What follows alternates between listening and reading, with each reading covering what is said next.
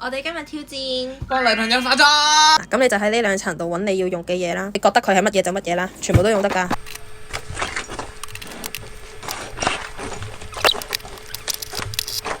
參照式 ASMR 開始。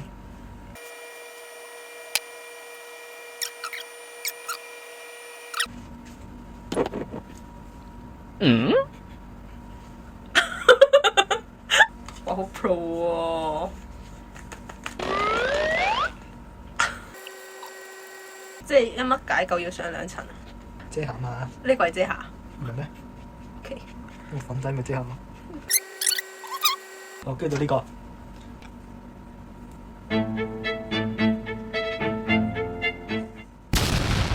而家好似俾人咧打咗兩拳，塊面瘀撚咗，散緊咁，仲掃。發淡啲嘛？呢度咁紅。你確定呢個係紅米紙？我哋對望對望5秒鐘，5秒鐘唔笑。喂呀，點啊？仲有呢個未用啊，唔使驚。呢個。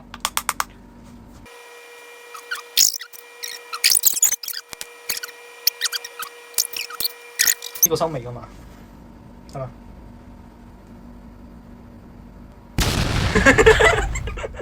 點解唔對稱嘅？得，唇膏。用埋呢個啦。呢個咩嚟㗎？呢個點用啊？我知啊，咩碼？好輕㗎咋？抹得啱未啊？咩？呢個係咪咁用㗎？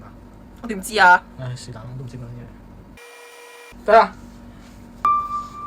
得唔得？翻嚟，追。你過嚟先啦。我哋嘅今日挑戰結束。到你咯喎，做咗咩？坐低。點解？坐低。